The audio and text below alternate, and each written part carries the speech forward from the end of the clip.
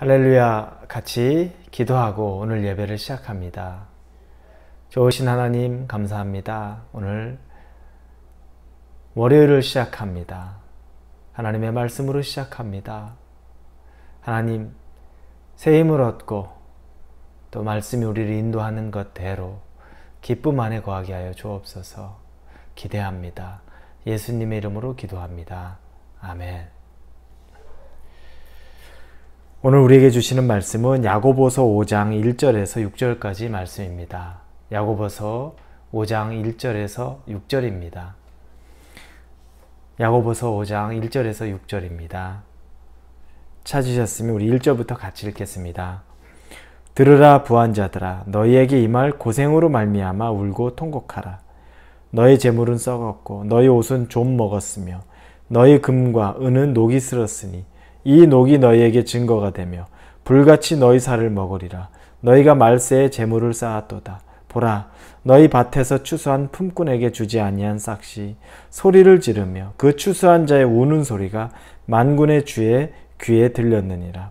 너희가 땅에서 사치하고 방종하여 살육의 날에 너희 마음을 살찌게 하였도다. 너희는 의인을 정죄하고 죽였으나 그는 너희에게 대항하지 아니하였느니라. 아멘. 오늘 말씀의 시작은 들으라 부한 자들아, 이런 말씀으로 시작합니다. 부유한 자들, 부자들에 대해서 말하고 있는 것입니다. 그런데 부자들에 대한 경고입니다. 결론을 말씀드리면 부유한 자들에 대한 경고의 말씀을 전하는 겁니다.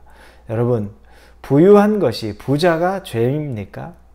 우리 어제 주일 말씀을 통해서 신명기 28장에 하나님의 복을 보는데 하나님이 얼마나 좋은 복을, 큰 복을 믿는 자에게, 또 하나님을 잘 따르는 자에게 주냐면 그들이 얻을 복은 들어가도 복을 받고 나가도 복을 받고 모든 그릇조차도, 집안에 있는 그릇조차도 복을 받고 자손과 짐승과 모든 것이 복을 받고 하늘의 문을 열어서 하나님이 축복해 준다고 말합니다.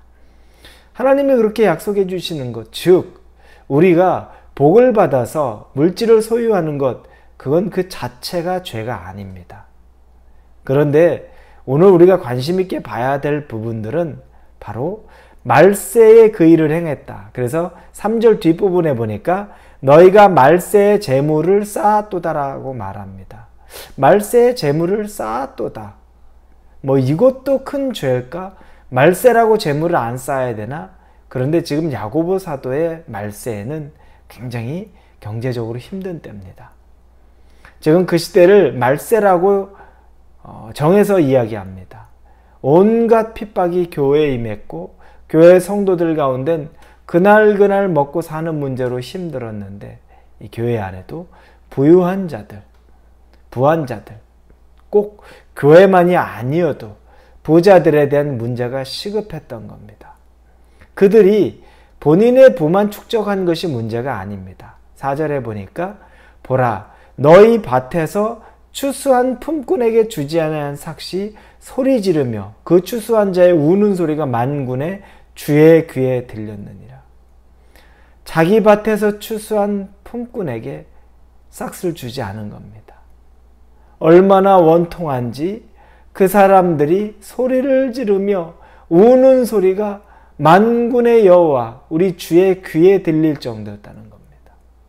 그것 가지고 자기와 가족들이 하루하루를 벌어서 먹고 살아야 되는데 그걸 주지 않고 그들에게 일만 시키고서 원통해서 힘이 없어서 대항하지도 못하고 통곡을 하는 우는 소리가 하나님의 귀에 들렸다는 겁니다.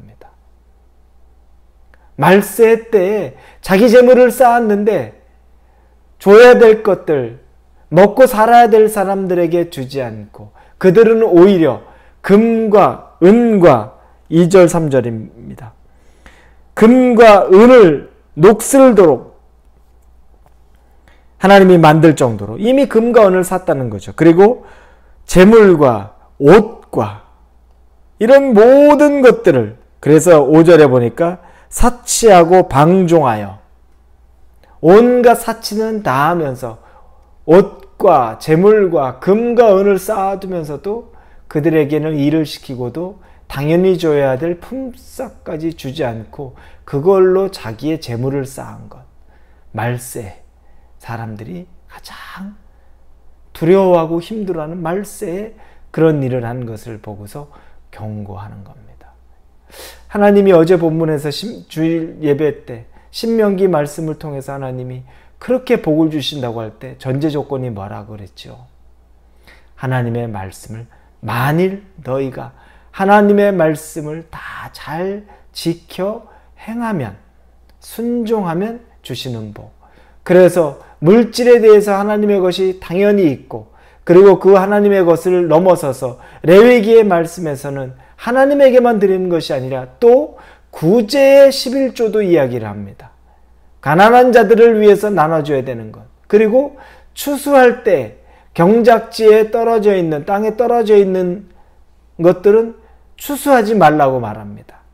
한 구퉁이는 그대로 놔둬서 가난하고 어려운 자들이 지나가면서 그것을 주워서 먹을 수 있게. 그게 하나님의 법입니다. 그 법을 지켜서 행하면 하나님이 복을 주신다고 말하는 겁니다. 그런데 지금 말한 말세의 부유한 자들은 탐욕이 가득해서 당연히 줘야 될 품삯조차 주지 않고 자기가 가로채고 그들에게는 피눈물 나게 하고 그래서 그 통곡 소리가 하늘에 울려 퍼질 정도로 만들고 자기는 금과 은과 옷과 재물을 쌓아두고 사치하고 방종하였다고 말하는데 하나님이 그걸 기뻐하지 않고 그들에게 하나님이 경고하시면서 마지막 때 그들이 좀 먹고 썩고 결국에는 그들은 하나님의 징계 가운데 머물게 될 것을 이야기하는 겁니다. 여러분, 부유함은 그 자체가 죄가 아닙니다. 그러나 그 부유함을 가지고서 이와 같은 일을 하는 것은 분명한 죄가 된다는 겁니다. 참 두렵습니다. 그래서 물질이 많은 것이 참 두려운 일입니다. 차라리 물질이 없으면 이런 죄 가운데 거하지 않는데 우리에게 좀 넉넉한 물질이 있다는 것은 더 잘 사용해야 되는 겁니다. 이것 때문에 내가 혹시 주변을 돌보지 않아서 하나님을 기쁘게 하지 못하는 것은 아니지. 아니 이것 때문에 내가 이 물질을 모으기 위해 다른 사람을 가슴 아프게 한 것은 아닌지.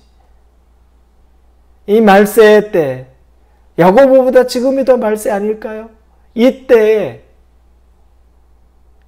많은 재물을 쌓아두기는 하지만 절대 흘려보내지 않으므로 하나님의 분노를 자아내는 것은 아는지.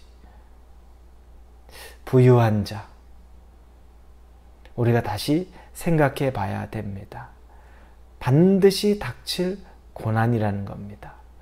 우리는 이때 내 것을 내 것이라고 주장하지 않았던 초대교회의 모습을 보게 되죠.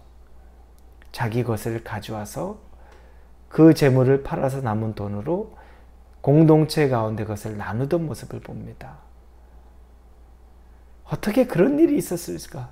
그런데 생각을 해보면 결국 그 일이 가능했던 건 말씀 그대로 살겠다는 그 초대교회 지도자들의 모습이었습니다.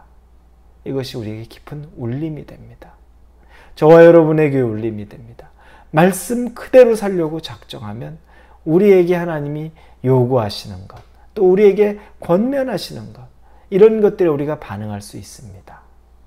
부한자들아 라고 말하는 그 경고가 저와 여러분에게 해당되는 것은 아니기를 바랍니다.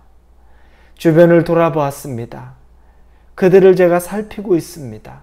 맡겨주신 많은 것이 생명 살리는 일에 쓰임받고 있습니다. 라고 우리가 당당히 하나님 앞에 말하며 그래서 하나님이 내가 알고 있다라는 그 말씀 또한 우리에게 들릴 수 있도록 우리가 두렵고 떨림으로 우리에게 맡겨진 물질을 잘 사용할 수 있기를 주님의 이름으로 축원합니다. 기도합니다.